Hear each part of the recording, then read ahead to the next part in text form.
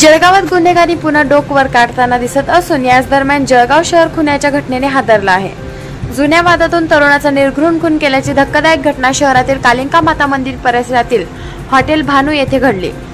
किशोर अशोक सोनवणे असे मयत झालेल्या तरुणाचे नाव असून या हत्येचा प्रकार हॉटेलच्या सीसीटीव्ही कॅमेऱ्यात कैद झाला आहे। याबाबत पोलिसांनी एकाला ताब्यात घेतले आहे।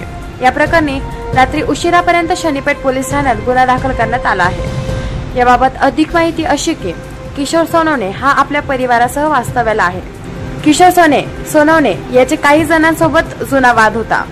या वादातून हॉटेल भानू येथे किशोर सोनवणे हा जेवण करण्यासाठी बसलेला असताना अज्ञात काही हल्लेखोरांनी किशोर सोनवणे याच्यावर रात्री 10:45 वाजेच्या सुमारास त्यांच्यावर धारदार शस्त्राने वार करून निर्घृण खून केला।